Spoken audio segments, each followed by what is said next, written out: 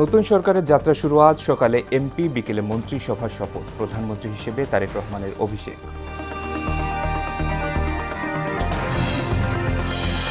দ্রব্যমূল্য নিয়ন্ত্রণকে অগ্রাধিকার দেবে নতুন সরকার, প্রত্যাশা সাধারণ মানুষের। অর্থনীতি পুনরুদ্ধারই বড় চ্যালেঞ্জ বলছেন বিশেষজ্ঞরা। জাতির উদ্দেশ্যে প্রধান উপদেষ্টার বিদায়ী ভাষণ, জুলাই সনদকে অন্তর্বর্তী সরকারের বড় অর্জন দাবি। অবশেষে ঐতিহাসিক দলিলে সই এনসিপির।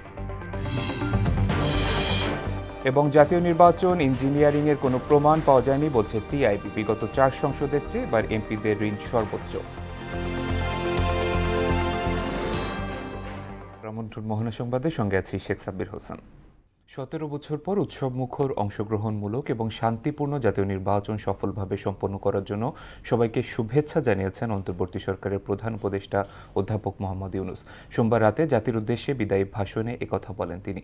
জুলাই সনদকে অন্তর্বর্তী সরকারের সবচেয়ে বড় চ্যালেঞ্জ উল্লেখ করে তিনি আরও বলেন, গণভোটে বিপুল সংখ্যাগরিষ্ঠতায় তা বাস্তবায়নের সিদ্ধান্ত দিয়েছে সাধারণ মানুষ।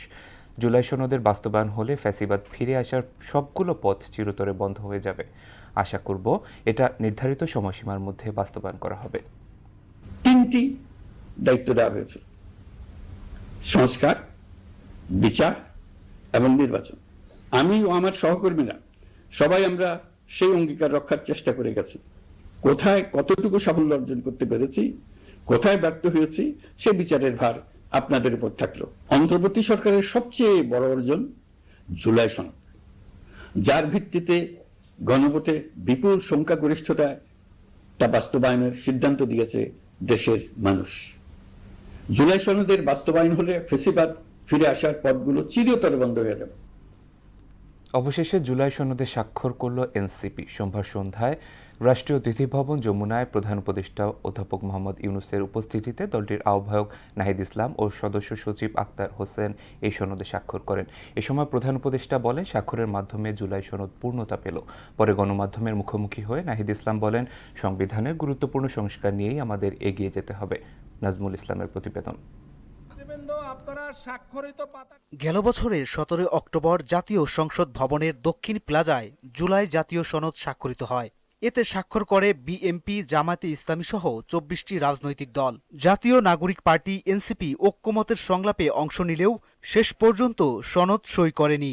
বাস্তবায়নের আইনি ভিত্তি স্পষ্ট না হওয়ায় স্বাক্ষর অনুষ্ঠান বর্জন করে দলটি।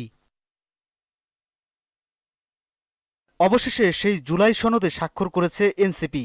সোমবার রাষ্ট্রীয় অতিথি ভবন যমুনায় প্রধান উপদেষ্টা মোহাম্মদ ইউনূসের উপস্থিতিতে দলটির আহ্বায়ক নাহিদ ইসলাম ও সদস্য সচিব আক্তার হোসেন সনদে স্বাক্ষর করেন।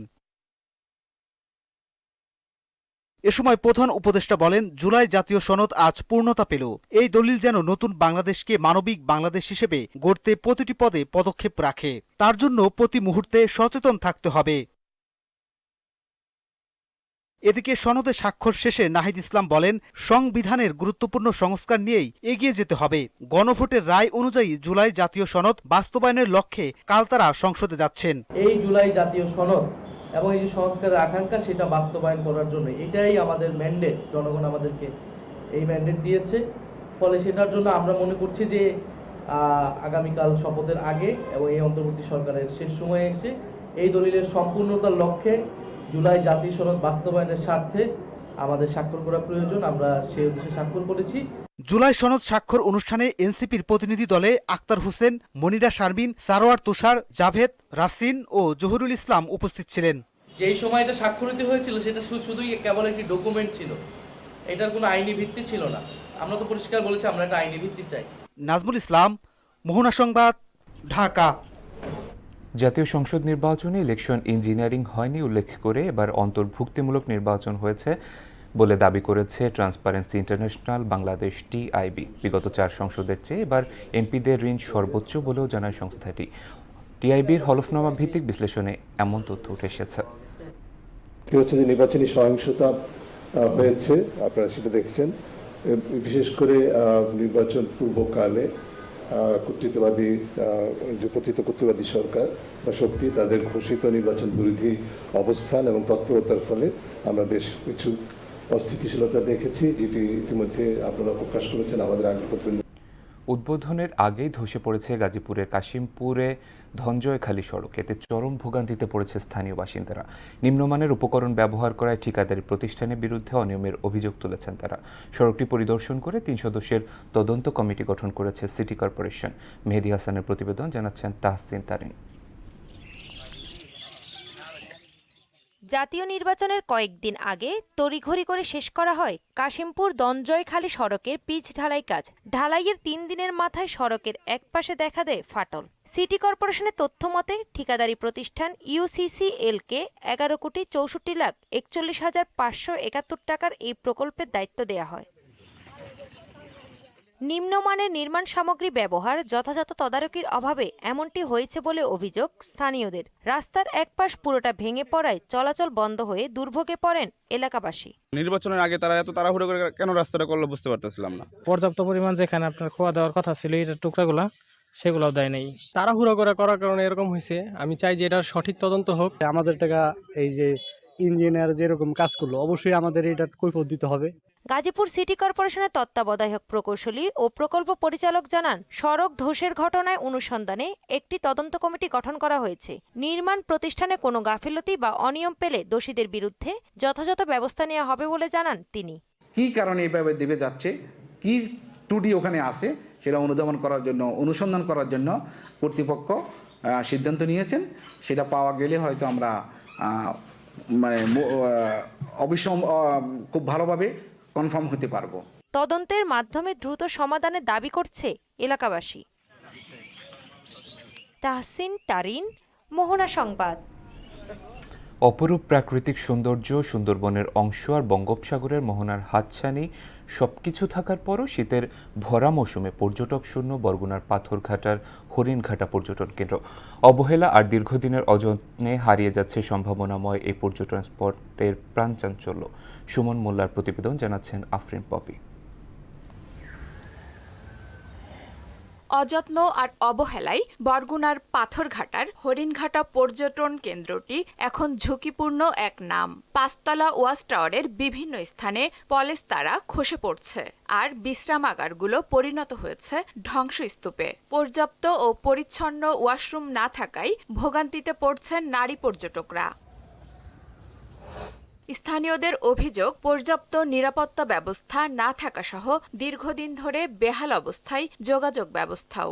ব্রিজ মিরিজ ভাঙ্গা, মারামত হয় না, তার জন্য কোনো কেউ কাজ করে না, তার জন্য লোকজন আসে কমে। এদিকে হাঁটতে তো মানুষ পারে না, বাচ্চা কাচ্চা লই আইলে এদিকে হাঁটতে পারে না। রাস্তাঘাট তেমন ভাঙ্গা চূড়া জরাজীর্ণ, এখানে মানে স্বাভাবিক মানুষ হাঁটার মতো না। দেখা যাচ্ছে হাঁটতে গেলে হাঁটে পরে পা ভেঙে যেতে পারে, এরকম একটা পরিবেশ। রাস্তাঘাট তো অবস্থা বেহাল। হ্যাঁ, ভালো করার দরকার এগুলো অবশ্যই। জলবায়ু পরিবর্তন ট্রাস্ট ফান্ডের অর্থায়নে 2013 সালের শেষ দিকে এখানে ইকো ট্যুরিজম সুবিধা বাড়াতে একটি প্রকল্প নেওয়া হয়। রক্ষণাবেক্ষণের অভাবে তার অনেকটাই এখন ব্যবহার অনুপযোগী। কিছুটা আমাদের আছে যে কিছু হোটেলের একটু সমস্যা আছে, এইটা হয়তো মনে হয় সমাধান হইলে হয়তো পর্যটক আসবে। ইতিমধ্যে হরিণঘাটা পর্যটন কেন্দ্র সংস্কারের জন্য স্কিম তৈরি করে পাঠানো হয়েছে এবং সেটির কার্যক্রম শুরু হয়ে গেছে বলে জানান উপজেলা নির্বাহী কর্মকর্তা। হরিণঘাটার যে বিষয়টি, এটি আমাদের সংস্কারের জন্য একটি স্কিম অলরেডি নেওয়া হয়েছে এবং সেটার কার্যক্রম শুরু হয়ে গিয়েছে। সবকিছু মিলে হয়তো বা এবার পর্যটকের পরিমাণ একটু কম, আর যে সংস্কারের বিষয়টি রয়েছে সেটা আমাদের স্কিম অলরেডি নেওয়া হয়েছে এবং চলমান আছে। শীত শেষে পর্যটনের ভরা মৌসুম হলেও হরিণঘাটার এমন নীরবতা হতাশ করছে স্থানীয়দের। সংশ্লিষ্ট কর্তৃপক্ষ দ্রুত উদ্যোগ না নিলে প্রাকৃতিক সৌন্দর্যে ভরা এই পর্যটন কেন্দ্র হারাতে পারে তার আকর্ষণ। আফরিন পপি, মোহনা সংবাদ। এবার সারা দেশ থেকে সভা সমাবেশ ও বিক্ষোভ নিয়ে প্রতিনিধিদের পাঠানো তথ্যচিত্রে ডেস্ক রিপোর্ট। সিরাজগঞ্জ জেলা আইনজীবী সমিতির কার্যনির্বাহী সংসদ নির্বাচন উপলক্ষে জাতীয়তাবাদী আইনজীবী ফোরাম মনোনীত ও বিএনপি সমর্থিত রফিক কর্নেল পরিষদের পরিচিতি সভা অনুষ্ঠিত হয়েছে। গাজীপুরের কালিয়াকৈর উপজেলার লতিফপুর এলাকায় অবস্থিত Afaz Uddin Memorial school and কলেজের উদ্যোগে আনন্দগ্রহণ পরিবেশে পিঠা উৎসব অনুষ্ঠিত হয়। বগুড়ার সোনাতলায় মহিলা কলেজের বসন্ত উৎসব অনুষ্ঠিত হয়েছে। এই উপলক্ষে আলোচনা সভা ও সাংস্কৃতিক অনুষ্ঠানের আয়োজন করা হয়েছে। কুষ্টিয়ার খোকসায় পৌর বিএনপির উদ্যোগে খোকসা জানিপুর পাইলট মাধ্যমিক বিদ্যালয় মাঠে বেগম খালেদা জিয়া রুহের মাগফিরাত কামনায় শোকসভা ও দোয়া মাহফিল অনুষ্ঠিত হয়। নরসিংদীর মাধবদী তালিমুল উম্মা ইন্টারন্যাশনাল মাদ্রাসার হাফেজ শিক্ষার্থীদের মাঝে পাগড়ি ও ক্রেস্ট প্রদান করা হয়। জমকালো আয়োজনের মধ্য দিয়ে সিরাজগঞ্জের সাংস্কৃতিক ও রাজনৈতিক ব্যক্তিদের মিলন মেলা অনুষ্ঠিত হয়। এই অনুষ্ঠানে প্রধান অতিথি হিসেবে উপস্থিত ছিলেন সিরাজগঞ্জ জেলা বিএনপির সাধারণ সম্পাদক সাইদুর রহমান বাচ্চু। চাঁপাইনবাবগঞ্জের ঐতিহ্যবাহী শিক্ষা প্রতিষ্ঠান কালেক্টর গ্রিন ভিউ উচ্চ বিদ্যালয়ে বর্ণাঢ্য আয়োজনে অনুষ্ঠিত হয় পিঠা উৎসব 2026। উৎসবের আনুষ্ঠানিক উদ্বোধন করেন অতিরিক্ত জেলা প্রশাসক রুমানা আফরোজ। তাহসিন তারিন, মোহনা সংবাদ।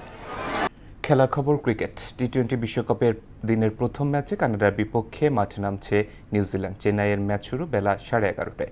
3 ম্যাচে 2 জয়ে পয়েন্ট টেবিলের 2-এ আছে নিউজিল্যান্ড। অন্যদিকে কানাডা তাদের প্রথম 2 ম্যাচে জয়ের দেখা পায়নি। দিনের আরেক ম্যাচে দুপুর 3:30টায় পাল্লেকেল্লেতে আয়ারল্যান্ডের প্রতিপক্ষ জিম্বাবুয়ে।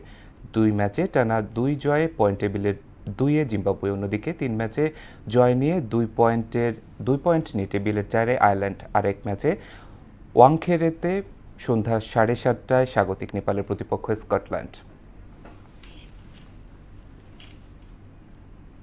দর্শক, এ পর্যায়ে জানিয়ে দিচ্ছে আজকের সংবাদপত্রের গুরুত্বপূর্ণ শিরোনামগুলো।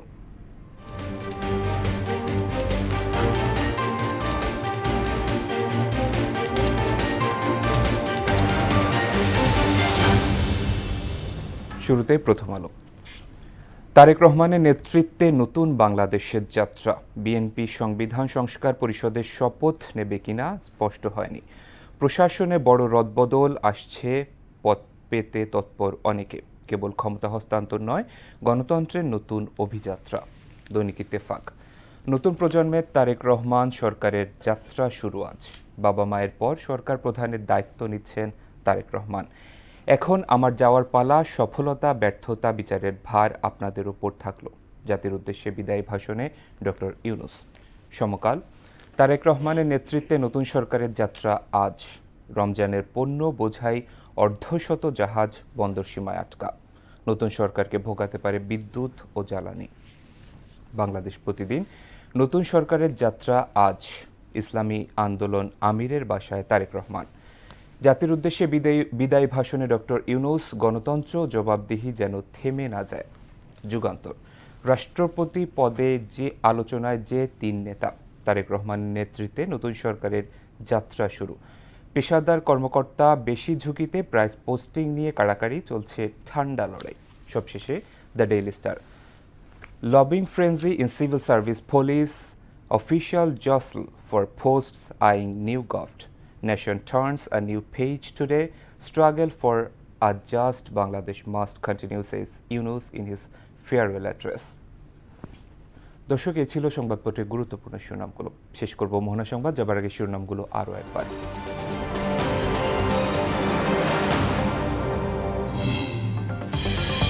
নতুন সরকারের যাত্রা শুরু আজ। সকালে এমপি, বিকেলে মন্ত্রিসভার শপথ। প্রধানমন্ত্রী হিসেবে তারেক রহমানের অভিষেক।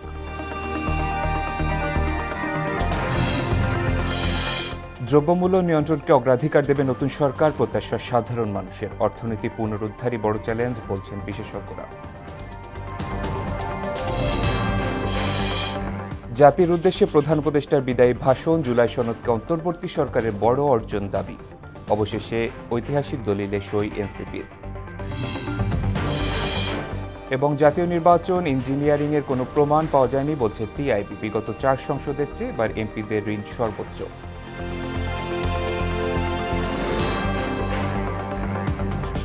এই ছিল মোহনা সংবাদে। পরবর্তী সংবাদ দুপুর 1টায়। এর আগে সকাল 11টায় দেখবেন সংবাদ এক নজরে। মোহনার সবশেষ খবর জানতে ভিজিট করুন www.mohana.tv। সংবাদ দেখতে পারেন ফেসবুক এবং ইউটিউবেও।